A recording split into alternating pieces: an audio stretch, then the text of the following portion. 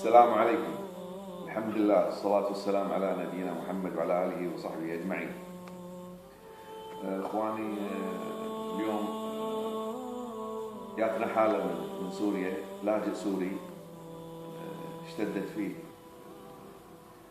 الأهوال اللي حاشها تشرد، طلع من بلده وعاش في مخيم.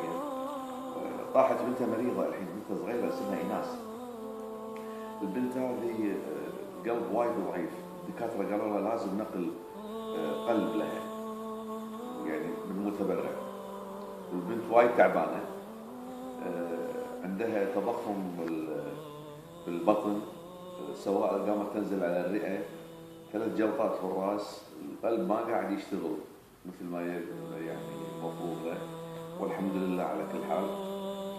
بس البنت قاعد تعاني قدام الأب، والأب وايد متألم، وعايز بالأردن مو لاقي حل، ولا حد قادر يوقف وياه. فدز لنا المناشدة على أساس إنه يبي أحد من عيال الخير، يعني من عنده خير.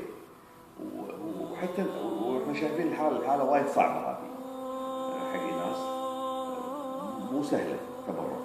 فنبي من يعني على مستوى الدولة، ما نبي تبرع فلوس، نبي ناس مقتدرة يعني تتبنى الحالة هذه.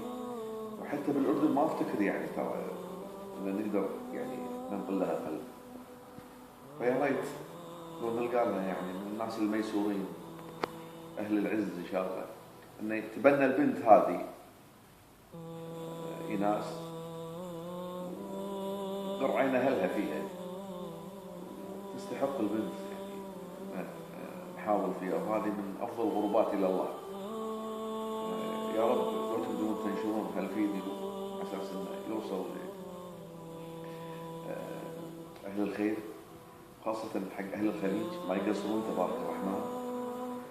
من يجد في نفسه يا جماعة يقدر يعني يعتني بهالطفلة ويعالجها، فليتصل على 00965 9943 5543. واسأل الله أن لا يوري أحد مكروه من المسلمين، وشافي أمة المسلمين كلهم.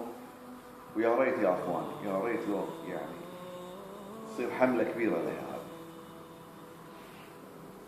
الأب وايد متألم، الأب وايد قاعد يعاني، ناهيك عن هو مخيم وفقر وتشرد، والحين البنت